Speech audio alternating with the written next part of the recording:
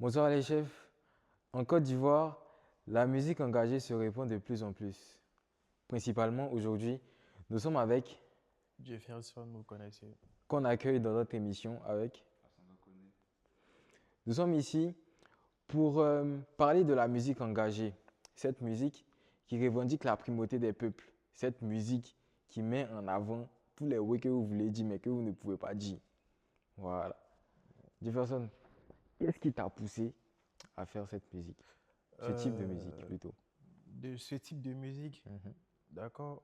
On peut partir sur qu'est-ce qui m'a poussé à la musique, mais ce type de Voilà, ce musique-là. type de musique. Euh, Déjà, c'est pas un choix, c'est pas. Je me suis pas assis réfléchi à faire du rap abidjanais. J'écoutais beaucoup de choses et puis j'aime beaucoup la polyvalence. J'aime ce qui. Je- J'aime partir dans tous les sens. J'aime être libre dans mon art. J'étais là un jour, je me suis dit, bon, excusez-moi, pourquoi pas écrire un son comme Billy Billy et Gaba Sekan. Donc, j'ai commencé à gratter, remix de On connaît la belle vie. Et c'est ça, quoi. C'est comme ça. Je n'ai pas réfléchi à m'asseoir, je vais faire du rap abidjanais. Je l'ai fait naturellement. Et quand tu écris tes textes, est-ce qu'à un certain moment, tu penses à un type de personne défavorisée, tu penses à un type de personne dans des situations difficiles, tu essaies de cibler. Après, pour dire vrai, quand j'ai commencé à écrire des textes rap abidjanais, je ne pensais pas forcément aux personnes, je ne vais pas mentir que je pensais aux personnes défavorisées, tout ça. Moi, je suis quelqu'un, ce sont toutes les scènes de la société vous allez retrouver dans mes textes. Vous voyez, par exemple, je suis parti payer pour un jour, il y a vu que le prix qui était là avant, c'est plus le même prix. De mettre dans mon son, prix d'époque augmenté, qui fixe les prix là. Tu vois, non? C'est des choses que je vis au quotidien. On peut finir l'interview ici, et puis il y a des choses que j'ai vues, tu as retrouvé ça dans un texte devant là-bas. Tu vois, je ne pense pas forcément aux gens démunis, mais je fais attention à tout ce qui m'entoure. Si je me suis retrouvé dans un endroit où j'ai vu des personnes démunies, ça me touche, je mets dans un texte. Vous voyez, c'est comme ça que je fonctionne. Je ne vais pas mentir pour dire m'asseoir. Et les gens souffrent, il a chanté. Bon, après, ça ne change rien aux situations des Ouais. personnes. Tu vois, donc pour dire vrai, c'est tout ce qui m'entoure, tout ce que je vois, tout ce que j'entends que tu vas retrouver dans mes textes. Est-ce que tu as commencé avec le rap abidjanais? Non, pas vraiment. Mes premiers textes, c'était des textes afro-trap parce que j'ai été beaucoup influencé par MHD au début. Il écrivait des textes afro-trap, c'est ça que. Mais après, j'ai connu Defty, j'ai connu JN, j'ai connu tout le groupe Aura Cop. C'est là que j'ai commencé à gratter des textes de rap ivoire. Mes premiers textes rap ivoire ont été beaucoup influencés par JN. À cause de ça, si vous remarquez bien, je suis beaucoup punchline. Ouais. Écoutez le son échauffement des JN. Champion, tu as 12 ans, mais Euh, pourquoi tu as beaucoup de poils? Tu vois, non? Tout ça, ce sont des trucs qui m'ont beaucoup marqué. Ce sont des punchlines drôles, ouais. mais ça bouge quand même.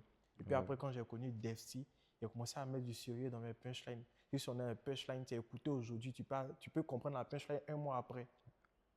Tu vois? Ce sont ces personnes-là qui m'ont influencé. Donc, comme j'ai dit, j'ai commencé avec la faux trap au début. Après, j'ai commencé à faire du rap ivoire. Et puis après, je me suis retourné encore vers le rap français. J'ai commencé à gratter des textes trap. Et puis à la Nino, Niro.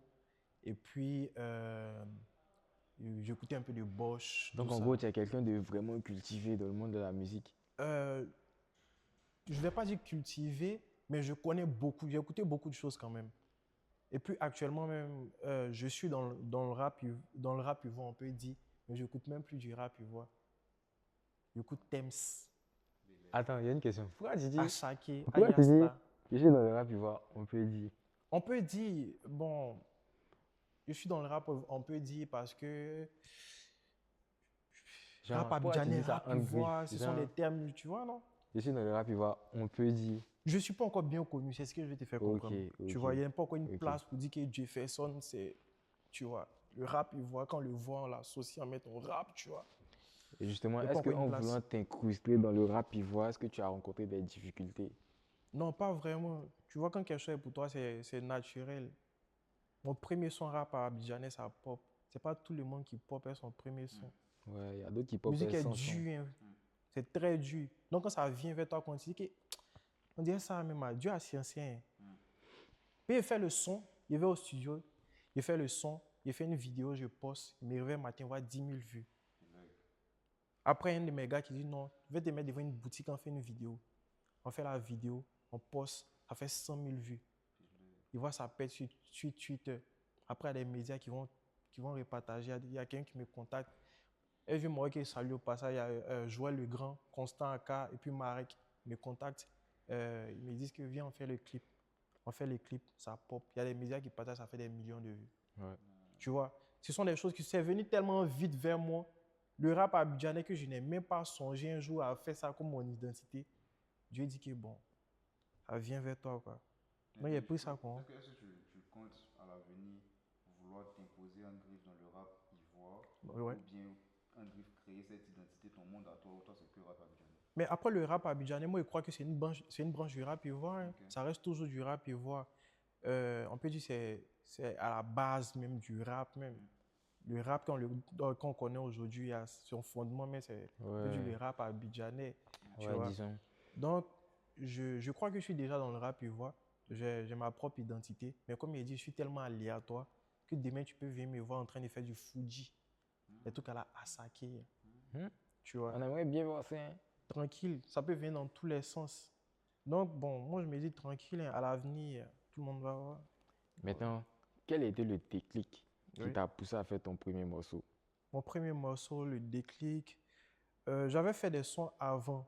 Et puis, pour dire l'histoire, ben, j'ai fait des premiers sons. Mais comme j'ai dit, moi, j'ai grandi à Yopougon. Yopougon, là-bas, ce n'est pas des morts qui vont constamment au studio. Ils sont des freestylers. Nous, on partait de quartier en quartier. Qui est le plus fort ici? Moi, il fait freestyle lui. Il prend pour lui, il bouge, il prend pour lui, il bouge. Mais il a connu un maga, Autopsie. On a fini de faire le freestyle, non? Et, je faisais un peu, il a dit ça comment? Il y a mon père qui était à Yopougon, ma mère à Cocody. Quand il finit de faire le freestyle, il dit à mon vieux chef, moi, il m'a à Cocody. Hein. Il reste plus à Yopougon, il n'a plus envie de rapper ici. Donc, il rentre à Cocody pour venir rester chez maman. Ça a coïncidé, il devait faire l'année scolaire, elle. Et j'ai commencé à connaître l'univers un peu de Cocody, du rap. Là, je me rends compte que ici, ce n'est pas des gens qui freestyle beaucoup. Hein. Ils vont beaucoup en studio. Donc, moi, elle disait, venez faire les freestyles. Ils voient que les petits ne sont pas gamés. Ce n'est pas les way. Ils ne savent pas freestyler. Pour dire vrai, ils ne savent pas freestyler, mais ce sont des très bons faiseurs de son. J'ai commencé à comprendre qu'en vrai, la musique, là, ce n'est pas que des freestyles. Hein. Comment ça fait des sons. Je suis parti au studio, j'ai fait des sons qui ne sont vraiment pas sortis. Et après, ça a coïncidé. Je devais faire mon année de bac. Il y a ma grande-mère qui dit, bon, pour te concentrer, viens rester chez moi. Je ne sais pas si je me suis concentré, mais déconcentré. Mais en tout cas, il y a eu le bac. Mais quand je suis arrivé là-bas, là, j'ai commencé à aller au sujet, j'ai commencé à faire des sons, faire des sons, faire des sons. Et le bac s'est terminé, je suis venu à Abidjan, mais j'avais arrêté complètement la musique. J'avais arrêté. Il y a mon gars, le Cool Bichot. Je ne sais pas si vous le connaissez. Cool Bichot, actuellement, c'est aussi un animateur. Il m'a appelé, il m'a dit, gars, bon, je vais faire un son. Il y avait Scara sur le son. Et puis, il y avait moi. On a fait le son n'est pas sorti. Mais il m'a redonné goût à la musique. Donc, le lendemain, il appelle mon gars, il dit, ah, gars, ton studio, ça en a fait le son. Donne-moi son contact. Il est parti faire un whip, moi, je un peu pour voir. Moi qui m'en vais, j'arrive au studio. Il dit, ah, je suis venu faire un son. Il met ma prod. Il dit, c'est quel vieux beat ça? Tu connais, c'est boom bap. Ouais. On tape dedans, il fait, on connaît la belle vie. Il finit d'enregistrer. Il arrive chez moi à la maison le lendemain matin quand je me réveille. Il fait une petite vidéo en vite fait. J'ai posté. Et puis tu connais, c'est ça qui m'a boosté. Il a recommencé à faire des sons jusqu'à actuellement. Tu avais une question. Oui, vas-y. Est-ce que en faisant du rap abidjanais un peu engagé, si on peut dire, tu as déjà hésité à faire sortir un son mais à dire certaines choses parce que tu estimais que c'était trop engagé? J'ai supprimé certains sons des plateformes. Ah ouais? Ouais. Quand Pourquoi? j'ai fait sortir le clip de On connaît la belle vie, ça a coïncidé, il y a les élections. Et puis, il y a des gens qui prenaient... Effectivement, tu vois, il y a des gens qui prenaient mes sons pour faire la propagande d'un mouvement, d'un parti de l'opposition. Ça pouvait être dangereux pour toi. Effectivement, moi, je ne voulais pas qu'on associe ma musique à une partie, à un mouvement, à une idéologie. Donc, j'ai masqué le clip de YouTube jusqu'à ce que les élections se terminent, tout soit bien calme, et j'ai ramené le clip. C'est ça même qui m'a fait perdre des vues. Mais il me dit que c'est mieux comme ça, tu vois. Mm. Donc, il y a des sons aussi que j'ai hésité à faire sortir. Il y a des sons que j'ai supprimés des Donc, plateformes. ce que tu essaies de nous faire comprendre maintenant, c'est que tu chantes pas pour avoir l'approbation de plusieurs partis politiques ou bien pour des partis politiques. Tu chantes pour toi-même, ton expression. Et effectivement, il y a des sons quand j'écoute, quand on m'écoute mes punchlines et puis je souris, tu vois. Je ne chante pas pour défendre un mouvement, pour défendre une idéologie. Je chante pour extérioriser ce que tous les jeunes voient dans la société. Mais est-ce que tu penses aussi que extérioriser ce que tout le monde pense, ça va pas te créer des soucis après? Non, moi, je ne crois pas, hein. Ça dépend de la manière. Ouais, Je peux par exemple te dire, parler de cherté de la vie. Tu écoutes, c'est drôle, mais il y a un message qui passe. ouais. On prend un exemple on connaît la belle vie. Le pays est dur, on n'a plus de dur pour payer pain. Nos mamies se vident dès que tu vois quelqu'un se plaint.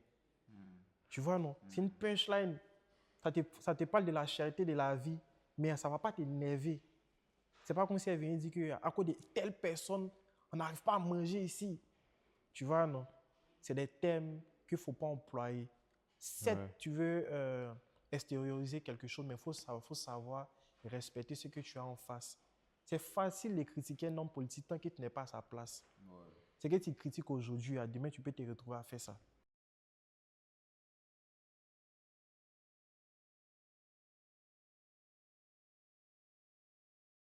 Non, tu devrais vraiment faire attention à tout ce que tu fais, à tout ce que tu dis. Parce qu'aujourd'hui, on a une jeunesse qui est plus éduquée par les réseaux sociaux, par les leaders d'opinion que par les parents. Ah, c'est fort, hein? Tu vois. Donc, il faut avoir une certaine responsabilité. Il faut savoir ce que tu dis, il faut savoir ce que tu fais pour conduire ces personnes-là qui te suivent. Ça peut paraître banal. Quand tu dis ça, il y a des gens qui reçoivent la phrase « Chaque parent éduque son enfant à la maison ». Ce n'est Ouais. pas quelqu'un qui a donné, mais c'est ce qui est. Les réseaux sociaux éduquent, les leaders d'opinion éduquent. Donc, on doit faire attention à ça. En posant la question, la réponse ou bien le chemin que vous voulez emprunter, c'est de savoir concrètement c'est quoi toi le message que tu veux passer à la jeunesse. Quand tu dénonces les gens, quand tu dénonces certaines choses, quand tu parles de certains sujets, c'est quoi l'objectif? L'objectif, moi, ici, c'est on s'amuse bien, mais il y a des choses sur lesquelles on doit porter aussi notre attention, tu vois. Sur lesquelles on doit avoir un œil. Et je ne sais pas si les gens, vous comprenez ce que je Ouais, veux je dire. comprends. C'est vraiment important pour nous parce que l'homme ne peut pas vivre essentiellement dans tout ce qui est loisir. Il y a l'utile et il y a l'agréable. L'utile vient avant l'agréable. Mais après, on a tendance à mélanger les choses. L'agréable vient avant l'utile. Donc, c'est ça. Il faut cet équilibre-là pour que tout puisse aller dans le bon sens, tu vois. Il y a une question. La jeunesse ivoirienne est caractérisée comme inconsciente. Qu'est-ce que tu réponds à ça? Non, moi, je ne crois pas que la jeunesse ivoirienne est inconsciente, hein. Sinon, toi, tu n'allais pas être ici aujourd'hui en train de travailler dans ton domaine. On n'a pas affaire aux gens inconscients. C'est juste on oblige certains à rentrer dans un moule qui n'est pas pour eux. En vrai. Il y a un truc que moi, je vois aujourd'hui, ça me fait plaisir. Tu vois, les gens du Biama, ils aiment la danse. Il y a beaucoup, quand tu leur parles de school, il faut bouger ton histoire d'école. Mais quand tu les mets dans son cadre qui est la danse, là, c'est que lui doit faire ça propre. Tu vois. Donc, moi, il me dit qu'on doit diversifier un peu. On doit diversifier, on doit pousser la jeunesse à aller vers ce qui est pour eux. Ok. Est-ce que tu penses que le fait qu'on mette tout le monde dans le même logement, tout le monde va à l'école, tout le monde doit faire forcément une série, tout le monde doit forcément porter des cravates, des vestes, est-ce que tu penses que ça limite la performance de la jeunesse Effectivement, ivoirienne? ça limite. Mais je crois qu'avec le temps, les parents ont commencé à comprendre, hein. Parce que il y a de plus en plus d'artistes, tu vois, les parents les soutiennent dans leur musique. Ouais. Et puis on prend les cas, il y a vu une vidéo, je ne sais pas si c'est hier ou aujourd'hui, où sa mère chantait ses sons, tu vois. Tu sais qu'elle est fière de son fils. Mais il y a d'autres parents, une fois que toi tu dis que toi tu ne vas pas à l'école, toi tu chantes, on te décharge en même temps.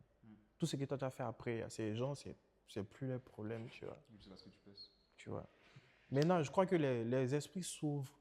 Les gens commencent à plus être, il a dit ça comment, ouverts d'esprit, ils commencent Ouais, il y à a plus comprendre d'esprit que, critique. effectivement, ils commencent à comprendre qu'il n'y a pas que l'école, il y a beaucoup de domaines où la jeunesse peut s'exprimer. Il n'y a pas que l'école pour réussir, c'est ce que tu nous dis là maintenant. Oui, il n'y a pas Mais que est-ce que tu as ça. un message à faire passer aux parents qui disent qu'il n'y a que l'école pour réussir? Genre, eux, leurs enfants, là, ils doivent forcément rentrer au Il ne faut school. pas leur en vouloir. Moi, je crois que c'est une question d'éducation, hein. C'est l'éducation qu'il a reçue. Tu as grandi avec un père, tu as grandi dans une société où on t'a fait comprendre que si tu ne vas pas à l'école, c'est bien. Ils ont grandi avec cette mentalité. Mais nous, notre chance, c'est qu'aujourd'hui, il y a la mondialisation. C'est-à-dire qu'on s'ouvre un peu vers l'extérieur à travers les médias, la télé, les téléphones. Il y a des choses que si le téléphone n'existait pas, toi, tu n'allais jamais savoir que ça existe. En vrai. C'est grâce au téléphone que tu as compris que tu peux être créateur de contenu et puis ça va prendre. Il peut être danseur, non? Et puis ça va bien prendre si, même par exemple, sur TikTok et même sur Facebook. C'est ça qui crée cette ouverture d'esprit. Nos parents, ils n'avaient pas cette opportunité. Donc, il ne faudrait pas leur en vouloir. Aujourd'hui, nous, on va à l'école, on a cette opportunité. Je crois que dans les années à venir, on va savoir appréhender les choses, on va savoir guider nos enfants. Donc, moi, je ne les en veux pas. Moi, j'avais une question pour rebondir rapidement sur ce que tu disais par rapport au fait que les parents sont plus ouverts d'esprit par rapport au fait de l'école ou Ouais, bien des différentes passions des des enfants, jeunes. des jeunes. Comment ça s'est passé pour toi après le bac? Comment Ouais. tes parents ont appris la nouvelle que tu voulais faire de la musique? Comment tu voulais introduire ça? Comment ça s'est passé finalement? Après, mes parents, ce sont des gens qui sont chill. Hein. Ce sont des gens qui sont chill, surtout mon père. Lui, c'est quelqu'un, tant que toi, tu es heureux, lui, il te soutient, c'est moi, alors ça. Mais lui, la question qu'il va te poser, c'est que quand tu as commencé, tu as bien fait. Tu n'as pas me dit que tu es rappeur, puis tu as bien fait les bêtises, tu ne fous rien. Tu vois, non? Quand il kiffe les sons, et puis il voit que les sons sont bons, ça le motive à te booster encore plus. Donc, il n'y a vraiment pas eu de souci à ce niveau. Mais notre contrat, c'était quoi? Tu fais ta musique, mais école là aussi, il faut continuer. Il ne faut pas arrêter. Il faut savoir trouver le juste milieu entre les deux parce qu'on ne sait jamais dans la vie. Et puis, je les comprends. Ce n'est pas précaution. Ils ont peur. C'est ça. Il y a certains qui disent que les rappeurs engagés s'adoucissent avec la notoriété parce qu'ils ont beaucoup plus d'images, leurs mots ont beaucoup plus d'impact, donc ils sont plus contrôlés parce qu'on sait que leur opinion peut susciter plusieurs jeux dans les suivre. Est-ce que toi, tu as déjà ressenti cette pression-là? Est-ce que tu t'imagines même ressentir cette pression un jour? J'ai déjà ressenti cette pression-là. Mais il y a aussi un point qu'il faut évoquer, c'est lorsque tu passes un message et puis tu te rends compte que ce message ne touche pas la personne que tu veux, ça fait mal. Ouais. On prend les cas des artistes comme les Alpha Blondy, Tikenja. Ça fait des années qu'ils chantent des choses que nous, aujourd'hui, on se retrouve à chanter encore. La cherté de la vie ou bien le fait de s'intéresser aux choses qui peuvent développer une société. Ce sont des thèmes qui ont toujours existé. Ils ont chanté ce qu'ils ont vu que on chante, mais après, ceux qui doivent écouter n'entendent pas. Donc bon, ça décourage un peu. Ça fait que beaucoup vont essayer de partir vers d'autres choses, beaucoup vont s'orienter vers d'autres choses. Donc moi, je crois que c'est l'une des raisons. Et puis aussi, comme tu as dit, avec la notoriété, tu vois qu'il y a beaucoup de gens qui t'écoutent. Il y a des trucs que tu ne peux pas dire, il y a des gestes que tu ne peux plus faire pour éviter certaines choses. Ouais. Tu veux dire un truc? Est-ce qu'il y a une question? En tout cas, c'est très bien ce que tu fais. Quand tu parles, on sait vraiment que tu es quelqu'un qui voit loin. Ouais, Voilà, voilà, tu développes beaucoup. Et moi, il kiffe ça vraiment. Il kiffe ça. Vas-y. Moi, je veux savoir un truc parce que, je vais pas te mentir, je kiffe beaucoup le fait que en griffe, c'est pas mauvais le fait de danser les gens, mais je vais pas te mentir, il réfléchit. Donc, on voit quelqu'un qui dénonce des sujets, comme il a dit un peu parler, on voit qu'il y a de la ouais. réflexion, il y a de la matière, c'est bien. Mais ce que je veux savoir, c'est est-ce que tu as déjà reçu un message de pression? Par exemple, tu as fait un truc, tu as dit quelque chose, et puis un partisan d'un parti t'a dit quelque chose. Non, pas vraiment. Pour dire vrai, pas vraiment. Ça, je ne vais pas venir accuser les gens. Je n'ai rien reçu. C'est juste la famille, tes oncles, tes tantes qui ont appelé. Mon fils, Ouais, calme-toi, faut faire doucement, ouais. faut faire comme ça. Et puis, tu vois, ça, moi, je les comprends. Ils ont peur. Ils ont peur. Ils ont beaucoup de préjugés sur les questions politiques. Parce que la politique, moi, je me dis qu'en Afrique, ici, on l'associe directement à tout ce qui est violence, ce qui n'est pas le cas. La politique, ça a des codes, ça a des règles. Ça dépend de ce que tu dis, ce que tu fais. Les gens parlent de liberté d'expression, mais la liberté d'expression, c'est régi par des règles. On ne se lève pas pour dire tout et n'importe quoi. Et la plupart des Ivoiriens n'ont pas connaissance de ces règles-là. Ils se plaignent que Ouais. on ne nous laisse pas parler. Mais tu ne peux pas insulter une personnalité publique ou un homme politique, tu vois. Donc, c'est ça, ils me disent que la prochaine fois, si tu as écrit tes textes, fais comme ci, fais comme ça. C'est ça, sinon je n'ai jamais eu de menace, pour dire vrai, tranquille. Ça Donc, ce que je dois retenir, c'est que la liberté d'expression a des restrictions. Effectivement, tu ne peux pas dire tout et n'importe quoi. Tu peux pas dire tout et n'importe quoi. Il y a des gens qui insultent des parents, des personnalités publiques, de politiciens. C'est pas bien. Moi, je trouve que c'est mauvais. Ça reste des humains. Ça reste des humains. Ils ont aussi leurs défauts, leurs qualités. Tu vois. Donc, moi, je trouve que faudrait pas mentir que non, j'ai eu des menaces, pas vraiment aucune menace. Je vais essayer d'aller dans un cadre un peu plus pratique. Ouais. Est-ce que tu comptes vivre de la musique? Non, pas vraiment. Hein. Pas vraiment. Je dis ça partout où je passe. Je rappe pour dire un jour à mes enfants qu'ils étaient forts, quoi. Je fais pas ça par passion, tu vois. Là, quand des mecs comme mon fils, il lui dit qu'il est rappé, il va dire, oh, t'as vu là, tu mens. Il dit, va sur YouTube, va voir ici. Tu vas voir que le vieux Moro était fort, c'est payé. Donc, dans des années, je crois que je vais m'orienter vers d'autres choses. Vers d'autres choses. Je vais travailler dans le domaine de lutte contre la criminalité. Voilà, parce que c'est sur ça que je travaille actuellement. Mes formes dans tout ce qui est sécurité internationale, gestion des conflits et paix. Moi, je me dis, c'est bien beau de chanter pour que les choses changent, mais il faudrait occuper une place ou un poste qui va vraiment avoir un impact. Tu chantes, ça ne change rien vraiment. Ouais. Et même quand tu amasses cet argent, tu fais quoi de cet argent? Rien. Pourtant, si tu occupes un poste stratégique, tu peux influencer le quotidien des Ivoiriens, tu peux mener des actions pour changer les trains de vie, pour améliorer leurs conditions. Donc, c'est ça ma vision des choses. En fait, je voulais te poser la question, je ne sais pas si là va. Si Jefferson demain est président, c'est quoi la campagne? C'est quoi le projet? Quoi non, après ça, c'est complexe. Hein, c'est complexe. C'est pas quelque chose qu'on dit. Et puis, c'est ça, il dit, la politique a ses réalités. Quand tu es un civil, tu es une personne dans la société, tu n'as pas conscience de tous ces enjeux-là. Raison pour laquelle il dit qu'il ne faudrait pas mettre la pression sur ces hommes politiques parce qu'il y a ce que tu vois et puis il y a ce qui est. Tu vois, donc il ne peut pas vraiment te dire si j'ai un programme pour les Ivoiriens et tout. Mais actuellement, ma priorité, c'est de me former, c'est d'apprendre à avoir des connaissances, avoir toutes les compétences requises pour influencer un jour, si Dieu le veut, la scène politique ivoirienne. Ouais, c'est fort ce que tu dis. Moi, j'avais une question par rapport à ton objectif en dehors de la musique et de travailler dans la lutte contre la criminalité.